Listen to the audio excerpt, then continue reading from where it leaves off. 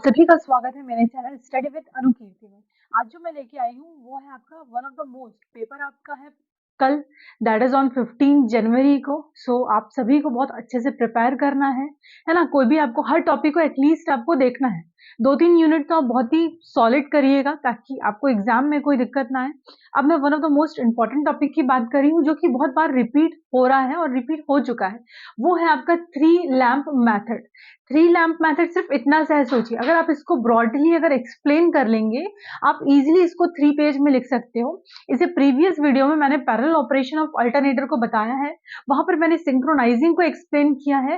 तो आप जाके वहां से पैरेलल ऑपरेशन ऑफ अल्टरनेटर और सिंक्रोनाइजिंग को इस पे एड ऑन कर सकते हैं। उसके बाद आप ये थ्री ब्राइट लैम्प मैथड को आप लिख सकते हो। सबसे पहले अगर मैं इस टॉपिक की बात करूं, थ्री लैम्प मैथड को हम लोग one dark two bright method भी कहते हैं। तो ये आपको दूसरा नाम ध्यान रखना, आप लिख भी सकते हैं, this method is also called as one dark and two bright method. Clear है। अब अगर हम बात करें इसके डायग्राम की, क्यों इसको हम बोलते हैं one dark two bright method, आप देख पा रहे हैं यहाँ पर है R1 Y1 एंड B1। ये आपका बस बार जा रहा है जिसको हम कहते हैं इन्फिनाइट बस बार। हम मैंने पैरेलल ऑपरेशन ऑफ अल्टरनेटर में इसको डिस्क्राइब किया हुआ है। अगर आपने वीडियो नहीं देखा है तो आप जाके सबसे पहले वो वीडियो देखिए, आपको और क्लियर होगा, है ना। तो this line is called as infinite bus bar R1 Y1 and B1। अब ये आपका किससे जुड़ा हुआ है, ये आप देख पा रहे हैं, ये जो फेज है, ये जो आप लाइन देख रहे हो R2 Y2 और B2 की, ये आपका इनकमिंग अल्टरनेटर का आपका लाइन है। क्लियर है।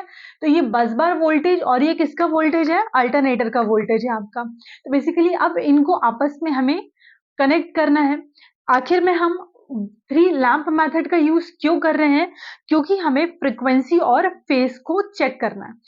जैसे कि प्रीवियस वीडियो में मैंने डिस्कस किया था, 4 इंपॉर्टेंट कंडीशन होते हैं। वो आपका होता है टर्मिनल वोल्टेज को आपको चेक करना पड़ता है।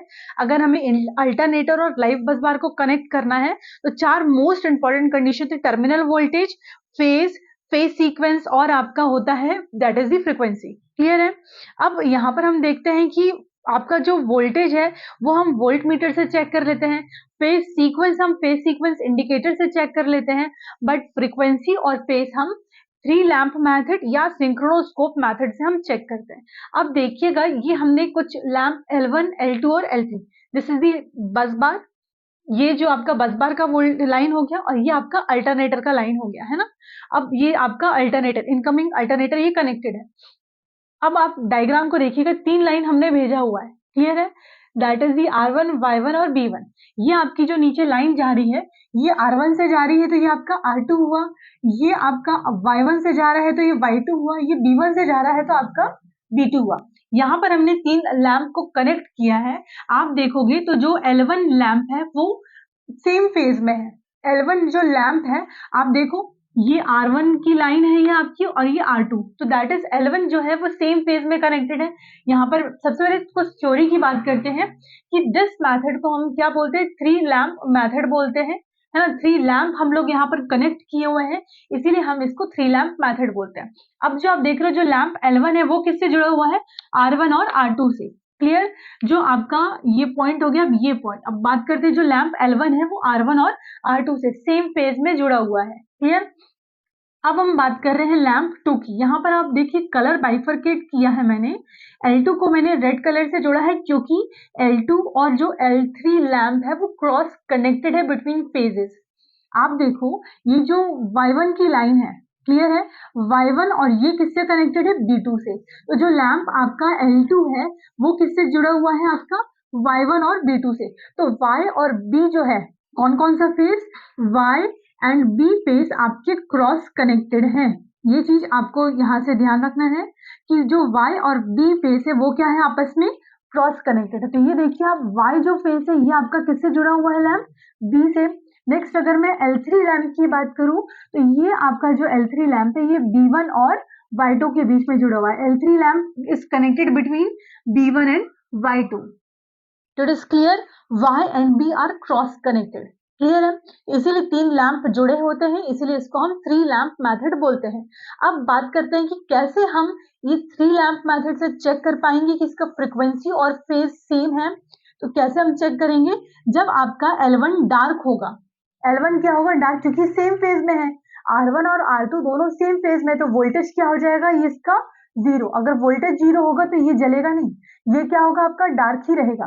बट ये क्रॉस कनेक्टेड है, इसीलिए दोनों क्या होंगे, इक्वली ब्राइट होंगे। तो यहाँ पर देखिएगा कैसे हम चेक करेंगे फ्रीक्वेंसी और फेज सेम है, जब आपका L1 डार्क होगा और L2 और L3 क्या होगा, आपका bright. Keep notice this point, L1 आपका क्या होगा, डार्क, क्योंकि इसके अक्रॉस जो वोल्टेज क्या है, वो 0 है, क्योंकि ये सेम फेज में है। और जो आपका L2 एंड L3 है, क्योंकि ये क्रॉस कनेक्टेड है, तो ये क्या होंगे, आपके इक्वली ब्राइट। इसीलिए इसको हम one dark two bright lamp method भी कहते हैं। This point, one dark and two bright lamp method. Clear? तो इसी से हम चेक कर पाएंगे कि ये प्रॉपर तरीके से सिंक्रोनाइजिंग है कि नहीं है। सिंक्रोनाइजिंग का मतलब क्या होता है कि एक प्रॉपर मेथड जिससे हम अल्टरनेटर को लाइव बस बार से जोड़ सके। क्लियर है? तो हम कैसे पता कर पाएंगे, जब आपका L1 डार्क होगा, L2 और L3 आपका इक्वली ब्राइट होगा, तो ये परफेक्ट इंस्टेंट होगा। क्लियर है? मतलब ये परफेक्ट कंडीशन होगी, परफेक्ट पोजीशन होगा जब आपके अल्टरनेटर को हम इस लाइव, ये कनेक्टेड देख रहे हैं आप, यहाँ पर ये कनेक्शन जुड़ा हुआ है। क्लियर है?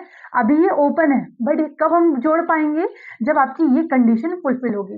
This is the perfect instant when we connect the live bus bar with incoming alternator, जिसको हम सिंक्रोनाइजिंग भी बोलते हैं। एक इनकमिंग अल्टरनेटर को लाइव बस बार से जोड़ना, दैट इज द सिंक्रोनाइजिंग।